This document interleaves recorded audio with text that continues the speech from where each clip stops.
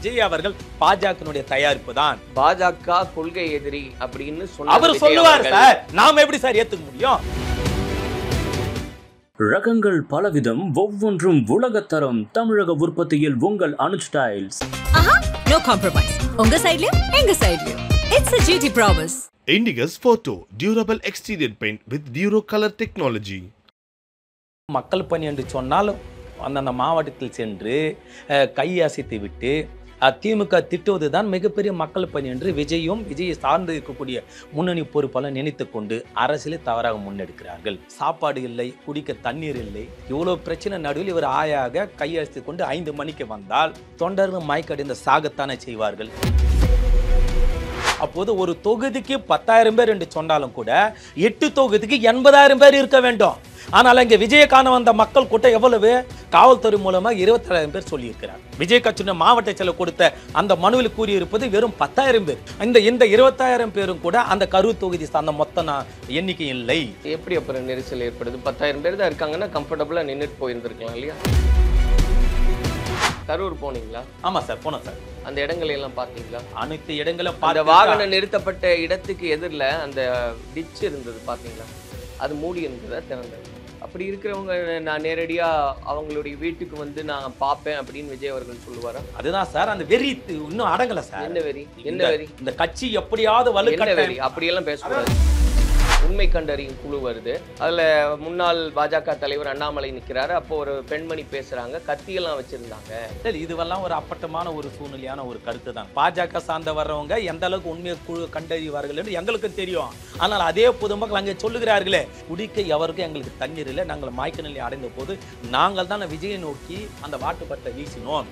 இதை பார்த்து தான் விஜய் அவர்கள் என்ன என்று கேட்டுதான் எங்களுக்கு ஒரு வாட்டர் பாட்டில் அள்ளி வீசினார் என்று அந்த தொண்டர் சொல்றார். அப்போது செருப்பு யார் வீசினார்? நீங்கள் சொல்லுது போன்ற ஒரு 10 லட்சம் 5 லட்சம் கூடி இருந்தாலும் கூட ஒரு நியாயம் இருக்கும். வெறும் 20,000 பேர் 15,000 30,000 பேருக்கு எதற்காக 10 மணி நேரம் அந்த காலதாமதம்? கட்டுப்படுத்த வேண்டியது யார் பொறுப்பு? கட்டுப்படுத்த காவல்துறையுடைய கடமை, கட்டுப்படுத்தி இருக்கிறார்கள். அப்புறம் எப்படி இது நடந்தது?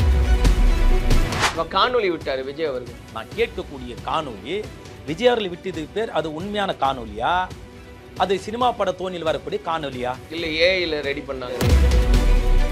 ஒரு 3 நாள் 2 நாள் வேதனையோடு இருந்து போ தோட்டத்தை கொண்டு வந்து இங்கெல்லாம் கிளீன் சேவ் செய்துவிட்டு அந்த சிவப்பு பவுடருக்கு பதில் வெள்ளை பவுடரை அடித்து விட்டு ஏர் ஸ்டைலை மாற்றி வாரி தெளிவாக அமர்ந்து இவர் சொல்லுகிறார். பேசினது கவனிக்கமா சொல்ல முடியாது சார். அது மட்டும் இவர் அந்த காணொலியில் சொல்லுகிறார், உங்களுக்கு ஏதாவது என் மீது கோபம் இருந்தால் என்ன ஏதாவது செய்யுது. இதுனா சினிமா பட வசனமா? நீங்கள் இப்போ தாடி வச்சுட்டு கண்ணீரும் கம்பளியுமாக அவர் பேசியிருந்தா நம்பியிருப்பீங்க சார். நீங்க இன்னும் சினிமா மோகத்துல இருந்து இருக்கிறீங்கன்னா நான் சொல்ல வரேன். அட்டகாசமா நடிச்சிருக்காருன்னு சொல்லியிருக்க மாட்டீங்களா? அண்ணா சார், வணக்கம் சார்.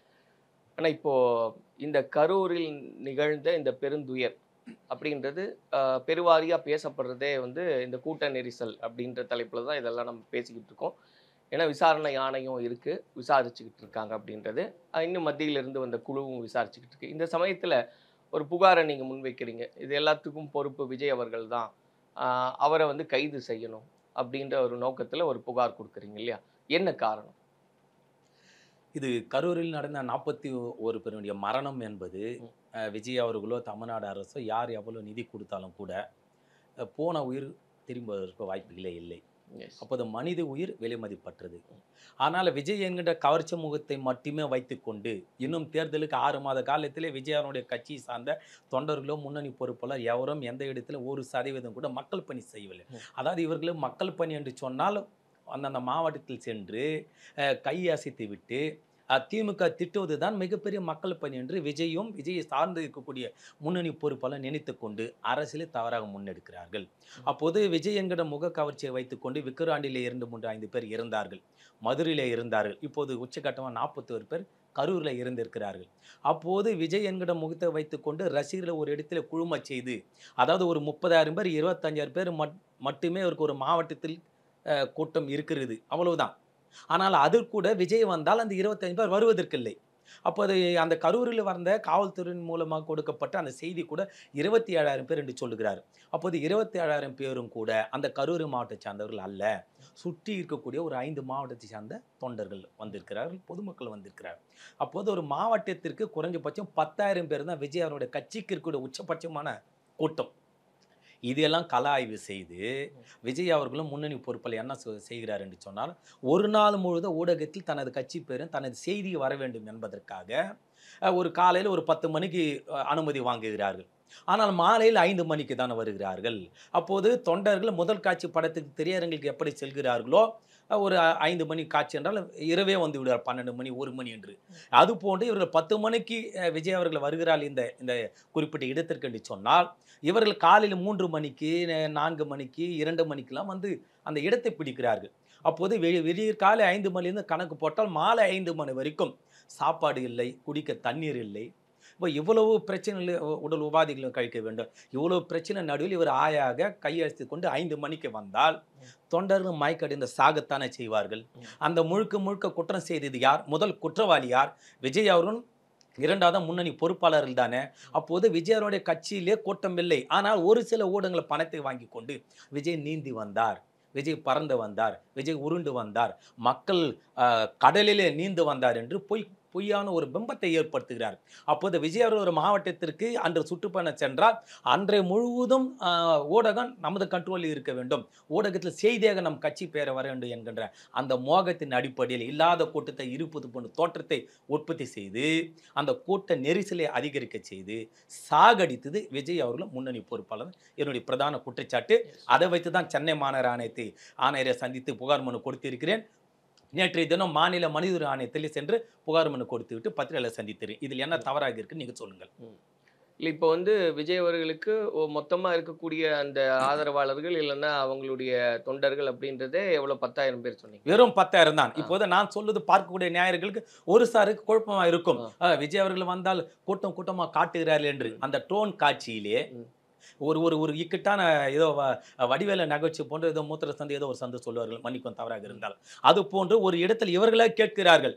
இதற்கு முன்பாக கேட்ட காவல்துறை 3 இடங்களில் 2 இடம் மிகவும் குறுகலான இடத்தை கேட்கிற காவல்துறை தான் இதெல்லாம் வேண்டாம் என்று இந்த இடத்தை சொல்லுகிறார். கம்பேர் பண்ணா லைட் ஹவுஸ் அப்படின்றது குறுகலான இடம் இதை வைத்து. ஆனால் இதே அங்க இருக்கிற மக்கள் அப்படி சொல்லி இல்லை சார். அதாவது சார், புஷி ஆனந்த் சென்று இந்த இடத்தை பார்வையிட்டு எங்களுக்கு திருப்தியாக இருக்கிறது என்று பத்திரிகையில் சந்தித்தாரா இல்லையா? அப்போது ஒரு கட்சியினுடைய பொதுச்செயலர், ஏதோ கட்சியினுடைய தொண்டர் அல்ல, புஷி ஆனந்த் விஜய் அவர்களுக்கு அடுத்தபடியாக இருக்கக்கூடிய ஒரு முன்னணி பொறுப்பாளர் இருக்கிறார். ஏன் அந்த இடத்தை பார்த்துவிட்டு பத்திரிகையாளர் மத்தியில், ஏதோ நான் சொல்லவில்லை, ஊடகத்தின் வாயிலாக இந்த இடம் எங்களுக்கு மிகவும் திருப்தியாக இருக்கிறது என்று ஏன் பேட்டி கொடுத்தார்? அப்போது நான் கேட்கிறேன், கூட்டம் இல்லை என்று நான் சொல்வதை ஒரு சாரா ஏற்றுக்கொள்ளவில்லை என்றால் நான் ஒரு பொதுவான ஒரு எண்ணிக்கை சொல்லுகிறேன் உங்களுடைய அனுமதியோடு. இப்போது ஒரு கரூரே வைத்துக் கொள்ளலாம். கிட்டத்தட்ட ஒரு 7 to 8 சட்டமன்ற உறுப்பினர் இருப்பார்களா? தொகுதி இருக்குமா?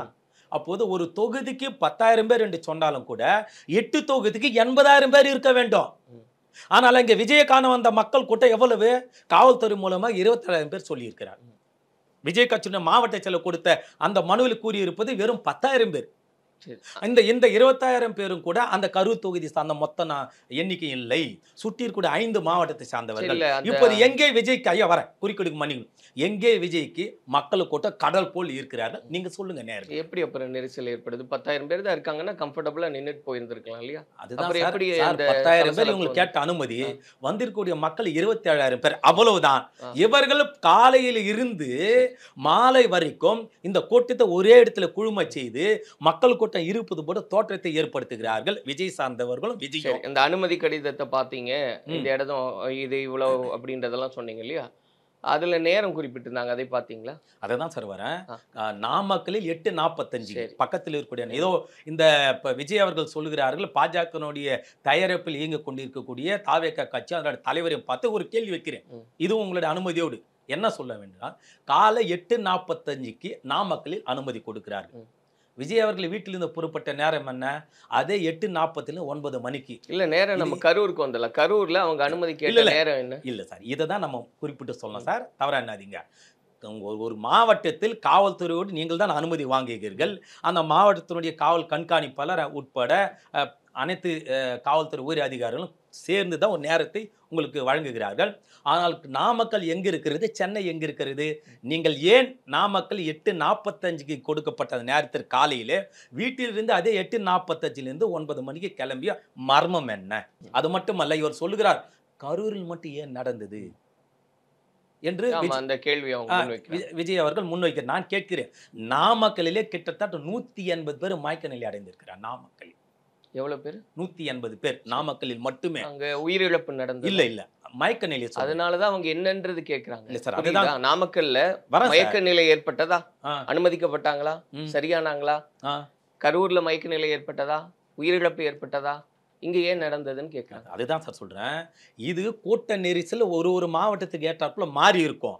ஆனா நாமக்கலுக்கு கொடுக்கப்பட்ட இடம் என்ன, அந்த அளவுகோல் என்ன, கரூரில் கொடுக்கப்பட்ட இடம் என்ன, அளவுகோல் என்ன, திருச்சியில் கொடுக்கப்பட்ட அளவுகோல் என்ன, நாகப்பட்டினம் கொடுக்கப்பட்ட அளவுகோல், மதுரையில் நடந்த அளவுகோல். அப்போது மதுரையில் கூட கிட்டத்தட்ட 400 பேர் கிட்ட மயக்க நிலை அடைந்திருக்கிறார். ஒரு மாவட்டத்திலும் விஜய் செல்லுகிற இடமெல்லாம் இவர் திட்டமிட்டு காக்க வைத்த காரணம் ஏதோ மயக்கம் என்றால குடிபோதில்லை, அதுக்காக நான் சொல்லவில்லை, தவறாக என்ன வேண்டாம். திட்டமிட்டு கால நேரத்தை நீட்டிப்பு செய்து மெதுவாக வந்ததன் காரணமாக, காலதாமதம் வந்ததன் காரணமாக அங்கெல்லாம் அந்த மாவட்டத்தில் எப்போது மயக்க நிலை அடைகிறார்களோ அதை வைத்து விஜய் ஏன் அதை தொடர்ந்து அடுத்தடுத்த மாவட்டத்திற்கு கடத்தினார், அதை மட்டும் சொல்லுங்க. சரி, நீங்கள் இந்த வீடியோக்கெல்லாம் பார்த்துருப்பீங்க, செய்திகள்லாம் பார்க்கும்போது உண்மை கண்டறியும் குழு வருது. அதில் முன்னாள் பாஜக தலைவர் அண்ணாமலை நிற்கிறாரு. அப்போது ஒரு பெண்மணி பேசுகிறாங்க, கத்தியெல்லாம் வச்சுருந்தாங்க அப்படின்றது சொல்கிறாங்க, செருப்பு வீசுகிறாங்கன்னு நிறையா.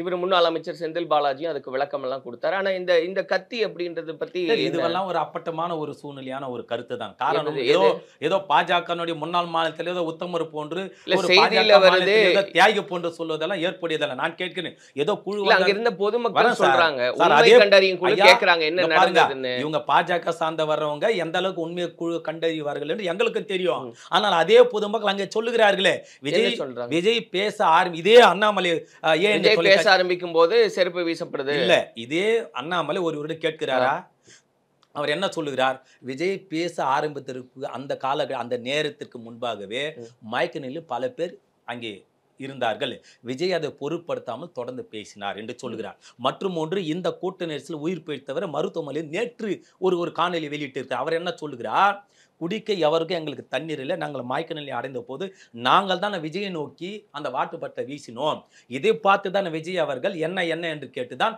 எங்களுக்கு ஒரு வாட்டர் பாட்டில் அள்ளி வீசினார் என்று அந்த தொண்டர் சொல்றார். அப்போது வீசினாங்க அது சார் நான் கேட்கிறேன் சார், இது ஏதோ ஒரு 4 சூத்திலும் நடந்த விஷயம் அல்ல. விஜயை சார்ந்து இருக்கக்கூடிய அந்த கட்சிக்காரர்களிலே பல கேமராக்களை வைத்திருப்பார்கள். அரசு சார்ந்த காவல்துறை பல கேமராக்கள் இருக்கிறது. உங்களை போன்ற ஊடகத்தை சார்ந்தவர்கள் ஒரு 500 கேமராக்களை வைத்திருப்பார்கள். இதில் எங்கெல்லாம் ஒரு இடம் விடாமல் ஒரு எறும்பு கூர்ந்தாலும் கூட டோன் காட்சியில் உட்பட அனைத்தும் நீங்கள் காணொலியை காட்டலாமா வேண்டாமா? இது வரைக்கும் எவராவது ஒரு காணொலி மக்கள் மத்தியில் காட்டியிருக்கிறார்களா? சரி, ஊடகம் வேண்டாம், திமுக அந்த செருப்பு வந்த காணொலி நீங்க பாக்கலையா? சார் அதுதான் சார் சொல்றேன். இல்ல, அவங்க என்ன கேக்குறாங்கன்னா, அங்க இருந்து திரளான மக்கள் விஜயினுடைய தொண்டர்களோ இல்ல விஜய் ரசிகரோ இல்ல விஜய் பார்க்க வந்த கூட்டமோ ஏதோ ஒரு விதத்துல விஜய் அவர்களை பார்க்கணுன்றவங்க செருப்பு கொண்டு எறிவாங்களான்னு கேட்கிறேன். சார் நான் கேட்பது, அப்ப யார் எறிவாங்க சார்? விஜயை பார்க்க முடியவில்லை என்று சொன்னால் நீங்கள் செருப்புக்கு விலக்கு கொடுக்கிறீர்கள். ஏதோ ஆளுங்கட்சி சார்ந்தவர்கள வேற ஒரு சமூக விரோதி நீங்க சொல்றீங்க சார், விரோதிகளை எரிந்து விட்டார் என்று. இதே விஜயை அரியலூர் பெரம்பலூர் ஒரு மாவட்டத்துக்கு வராமல் சென்றாரா? கால நேரம் பத்தவில்லை. இதே இந்த தொண்டர்கள் அசிங்கமா பச்சையாக பேசி காணொலி இதே சமூகத்தில் இருக்கிறது. இந்த தொண்டர்கள் அந்த பேனர்ல கீழ்த்த வரலாறும் இருக்கிறது. இதை மறுக்க முடியுமா? அப்ப விஜய் பார்க்க முடியல தொண்டர்கள் தான் செய்தார்கள் இல்ல. நேற்று இந்த சம்பவம் நடந்ததன் பிறகு கரூர்ல தமிழக மாணவர் சங்கம்ன்ற பேர்ல நீங்க சுவரொட்டி எல்லாம் இருந்தது. ஆமா சார், சுவரொட்டி யார் கிழிச்சு யார் ஒட்டுனாங்க அப்படின்ற ஒரு பிரச்சனை எல்லாம் வந்தது. அந்த வீடியோ நீங்க பார்த்திருப்பீங்க நம்புறேன்.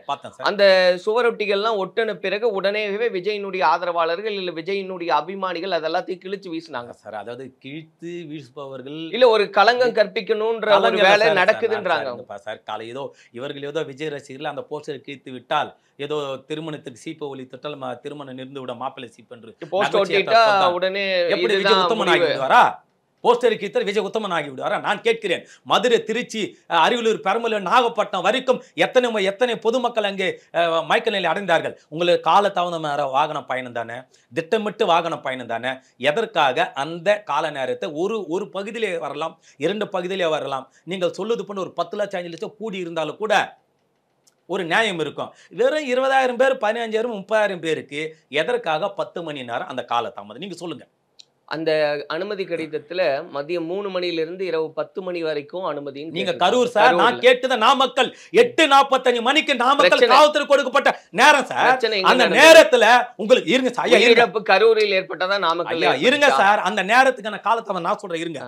நான் சொல்றேன் சார், 8:45 மணிக்கு காவல்துறை அனுமதி வாங்கி கொண்டு மெத்தன போக்கோடு, ஆணவ போக்கோடு, அதிகார திமிரில் வெறி பிடித்த நபர் போன்று காலையில் வீட்டிலிருந்து 8:45க்கு எதற்காக கிளம்பினீர்கள்? இதுதான் நீங்க காவல்துறை யார் கட்டுப்படுத்தி இருக்கணும்? அந்த இடத்துல அனுமதி தந்தது காவல்துறை இல்லையா? இங்க பாருங்க, அப்போ ஒருத்தருக்கு அந்த அனுமதி மீறாருன்னு சொன்னா கட்டுப்படுத்த வேண்டிய பொறுப்பு யார்கிட்ட இருக்கு? நான் சொல்றேன், நல்லா கேளுங்க. இவர் வீட்டுல இருந்து கிளம்ப சொன்னது யாரு? அத சொல்லுங்க. நீங்க அவர் மீறிட்டாரு, டைம் மீறிட்டாரு. ஒரு முறை மீறல, திட்டமிட்டு இந்த காலதாமதத்தை ஏற்படுத்துவதுன்னா மர்மம் என்னதான் நான் கேட்கிறேன். நீங்க சொல்லுங்க. அவர் ஏற்படுத்துறாரு இல்லையா? எல்லா இடத்துலயும் காலதாமதமா வராரு, திட்டமிட்டு வராரு அப்படின்னு நீங்க சொல்றீங்க. கட்டுப்படுத்த வேண்டியது யார் பொறுப்பு? கட்டுப்படுத்த காவல்துறையுடைய கடமை, கட்டுப்படுத்தி இருக்கிறார்கள். அப்புறம் எப்படி இது நடந்தது? அதுதான் சார். இங்க பாருங்க, நீங்க ஒரு புகார் கொடுக்குறீங்க, விஜய் அவர்கள் பொறுப்பேற்கணும். இங்க பாருங்க, நீங்க விஜய் வந்து தவறு சொல்லுங்க, இல்ல விஜய் அவர்கள் இருக்கணும், சரியா இருந்திருக்கணும் சொல்லுங்க. அதுல யாருக்கும் மாற்று கருத்து இருக்காது. ஆனா அவர் மட்டும்தான் இங்க பொறுப்பேற்கணும் அப்படின்னா அப்ப தமிழக காவல்துறை நான் கேட்கிறேன் சார். காவல்துறை கட்டுப்பாடுன்னா உங்களுடைய தொண்டர் காவல்துறை தான் சொந்த பணத்துல இருந்து சாப்பாடு வாங்கி கொடுங்க சொல்ல வரீங்களா சார்? காவல்துறை அங்க அனுமதி இல்ல, நீங்க இந்நேரத்துக்கு வந்திருக்கணும், வரல அப்படின்னு தடுத்து நிறுத்திக்க வேண்டியது யார் பொறுப்பு? சார், இது ஒரு நியாயமான கேள்வி. இந்த அனுமதியை இந்த புஷி ஆனந்தும், நிர்மல்குமார், புஷி ஆனந்த், ஆதவ், அர்ஜுனா இவர்கள் 3 பேரும் தான் வேண்டாம் என்று காவல்துறை அதாவது அந்த நிலைமை மீறுகிறது என்று சொல்லியும் கூட வழக்கு வந்தால் சந்திக்க நாங்கள் தயார் என்று காவல்துறையுடன் வாக்குவாதம் செய்து விஜயை அழைத்து வந்தது அவர்கள் தான் என்று கரூர் நீதிமன்றத்தை காவல்துறை சார்பாக ஒரு மனு கொடுத்திருக்கிறார். இது எப்படி சார் மறுக்க முடியும்? இது வரைக்கும் இந்த 3 பேரும் மறுப்பு தெரிவித்ததை அறிக்கை விட்டு இருக்கிறாங்களா? இல்லையா சார்? அப்ப நீங்க சொல்லுங்க. இவங்க காணொலி விட்டாரு விஜய் அவர்கள்.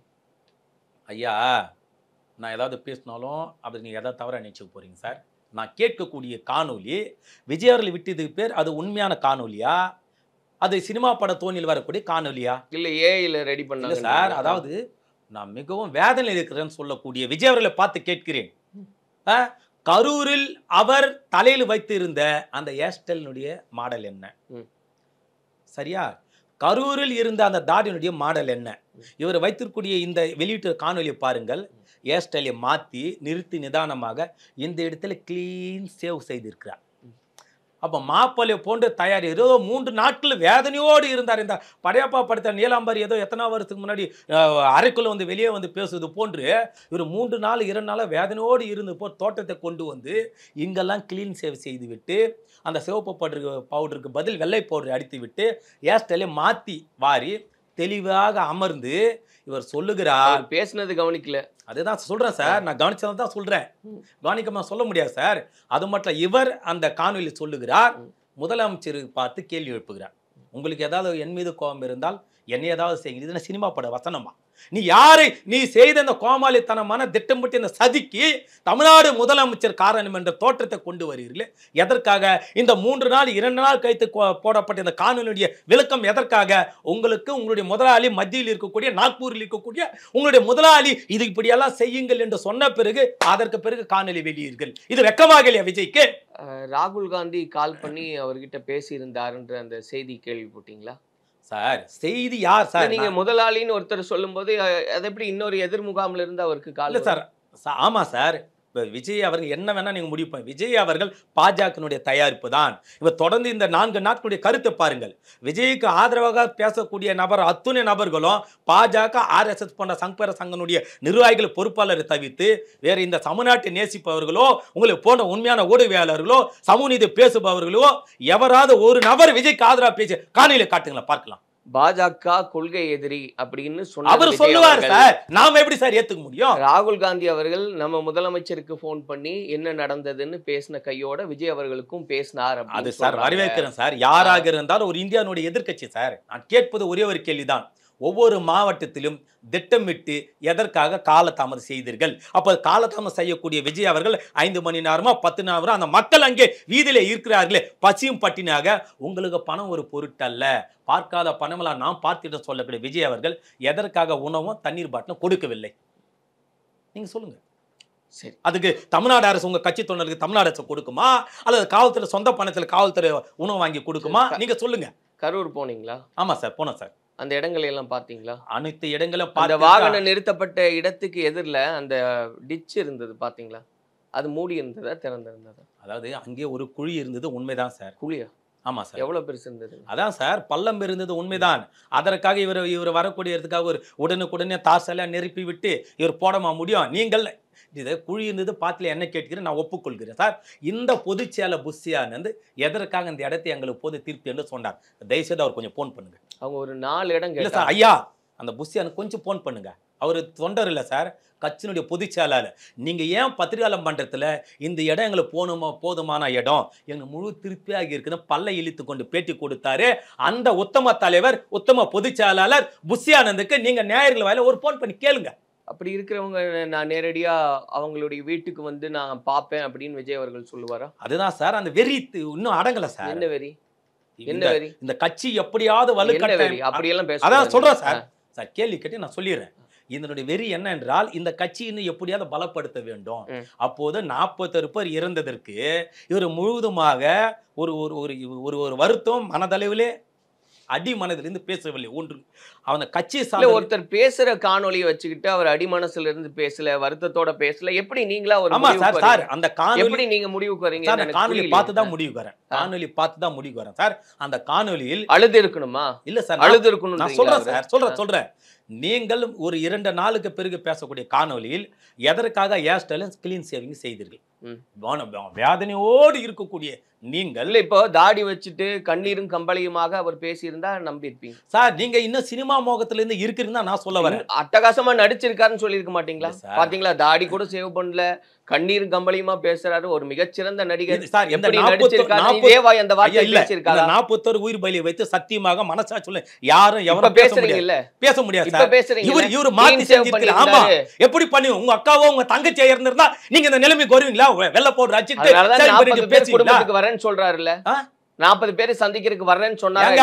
நான் கேட்கிறேன் ஒரே கேள்வி, நீங்க விஜயனுடைய பழைய காணொலி பாருங்க சார். அவர் என்ன சொல்றாரு, நான் ஒரு 10 மணி நான் ஷூட்டிங் 5 நிமிஷம் கொஞ்ச நேரம் காலத்தமா வந்தால் கூட எங்க அப்பா என்ன பேசுவார், திட்டுவார், மிரட்டுவார். பஞ்சுவாலிட்டி ரொம்ப ரொம்ப முக்கியம். காணொலி வருதா?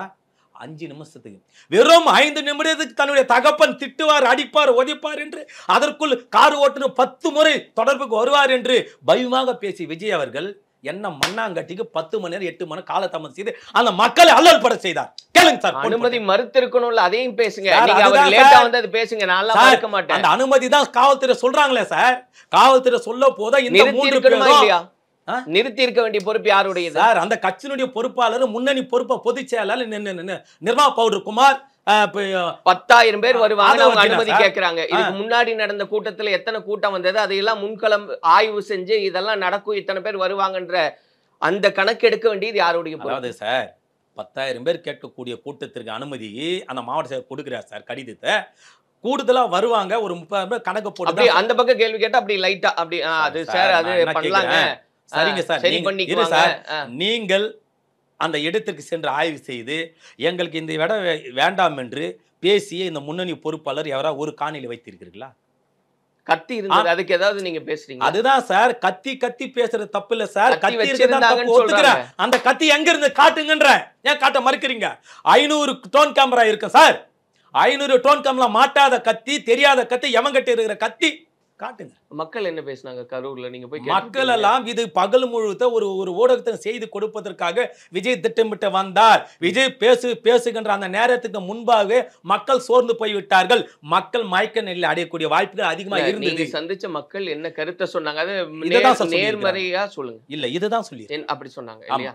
விஜய் அவர்கள் அவருடைய காணொலியில கடவுளா நின்னு மக்கள் சாட்சி சொன்னாங்க, பேசினாங்க அப்படின்ற பொருள்படும் விதமா பேசினாரு. அவர் சொல்லுவார் அப்ப சார். அந்த மக்கள் யார்? 40 கரூர் மக்களா இல்ல எங்க இல்ல இருந்து வந்த சார், மக்கள்? 41 பேர் இறந்த பிறகும் கூட, அதற்கு முன்பாக 10-15 பேர் இறந்த செய்தி கேட்டும் பிறகு கூட தப்பித்து ஓடி சென்னைக்கு வந்து தனது வீட்டில் சாவகாசமா படுத்து உறங்கி எழுந்த அவர் அங்க பிறகு பர்மிஷன் காணொளி கேட்டாருன்னு போடக்கூடிய சொல்றாங்க. அந்த விவரம் கேள்விப்பட்டீங்களா? என்ன சார்? கரூர்ல இருந்தாரு, ஆ. அவர் வந்து பர்மிஷன் கேட்டாருன்றது ஒரு விஷயம் பேசுறாங்க. அந்த ஆதாரம் யாரு இருக்கு? இதெல்லாம் யார் சார் சொல்றது? ஆதாரம் என்ன இருக்கு? நான் சொல்றேன், தப்பிச்சு ஓடி வந்துட்டாரு சென்னைக்கு, ஆதாரம் இருக்கு. நீங்க சொல்லுங்க, விஜய் யாருக்கிட்ட அனுமதி கேட்டாரு? சரி, அங்க போயிருக்கணும்ன்றீங்க, சார், உடனேவே அங்க சார், போயிருக்கணும்ன்றீங்க. சார், அவர் அங்கதான் சார் இருந்தாரு. இல்லனா அந்த மாதிரி சார், ஒரு சம்பவம் போயிருந்தா, அவர் நடந்துருச்சு. இருந்தது அங்கதான். அதான் அந்த சம்பவம் நடந்துருச்சு. அவருக்கு செய்தி போகுது, இந்த மாதிரி நடக்குது. செய்து போல சார், அவரே கண்ணால பாக்குறாரு சார். நிலைமை அங்க மீறுகின்ற போதுதான் பயந்து ஓடுறாரு பஸ் விட்டு இறங்கி. அப்புறம் எங்க செய்து போகும்? கண்ணுல தானே பாக்குறாரு. அவர் அங்க வாட்டர் பால் போய் என்ன குடிக்க தண்ணி கொடுத்தாரு? இல்ல, உடனே தூக்கி போட்டார், நாய்க்கு போடுற மாதிரி போட்டார் சார். அத பாக்கலையா? எதற்காக அந்த தண்ணீர் பாட்டை தூக்கி எறிந்தீர்கள்?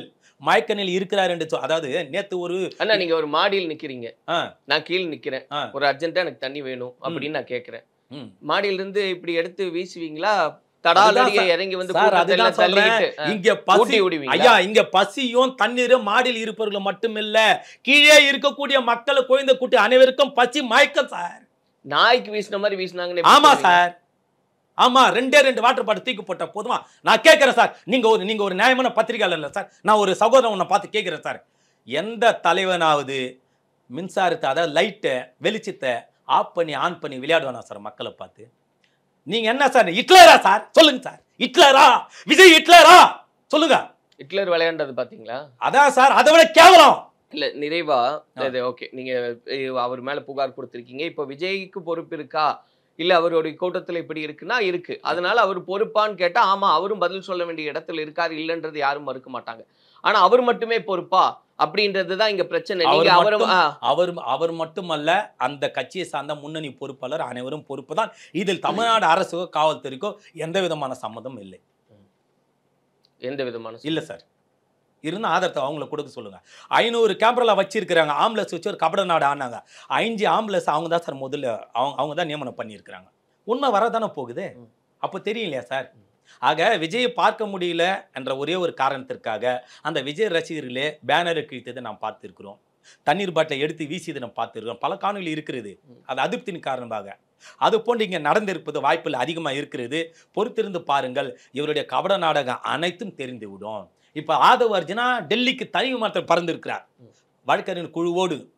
ஏன் அங்கே அந்த மக்களை நீங்கள் சந்திக்க வேண்டும்? ஆதவ அர்ஜுனா சென்றால் கூட 10 லட்சம் பேர் குழுமி விடுவார்கள் கரூரில். சொல்லுங்க சார், குழுமி விடுவார்கள் கரூரில்? இல்ல, அவர் செய்தது தவறு, அந்த பதிவு போட்டது தவறு, அதுக்காக தான் வழக்கு பதிவு செஞ்சிருக்காங்க. அப்போது சார் நான் கேட்கிறேன் சார், இந்த பதிவு ஆதவஜனுடைய பதிவு என்பது 41 பேர் இறந்த பிறகும் அந்த தன் கட்சியை பலப்படுத்த வேண்டும், எப்படியாவது திசை திருப்ப வேண்டும், திமுகவுக்கு ஆப்பேர் ஏற்படுத்த வேண்டும், மீண்டும் கலவரத்தை தூண்டக்கூடிய வகையில் தான் அந்த பதிவு. அப்போது 41 பேர் இறந்து இருக்கிறார்கள். உங்களுக்கு ஈவி இறக்கம் இருந்தால் அடுத்த கலவரத்துக்கு நீங்கள் தயாராவதற்காக நீங்கள் பதிவிடுவீர்களா எக்ஸ்தலத்தில்? சொல்லுங்க சார். அதுக்கு தான் வழக்கு பதிவு செஞ்சிருக்காங்க. இதுதான் சொல்றேன். இதற்கு முன்பாக 41 பேர் பலியானதற்கும் இதற்கு முன்பாக பலியான மொத்தம் 50 பேர் கணக்கு சார், விக்ரவாணி மாநாட்டோட சேர்த்து. அப்போது தம் முக கவர்ச்சியை மட்டுமே வைத்துக்கொண்டு சுமார் 50 பேரை சாகடித்த விஜய் தான் முதல் குற்றவாளி சார். நிறைவா அந்த காணொலியில கடைசியாக அவர் பேசியிருந்தது, இன்னும் அழுத்தமா எங்களுடைய அரசியல் பயணம் தொடரும்னு சொல்றாரு.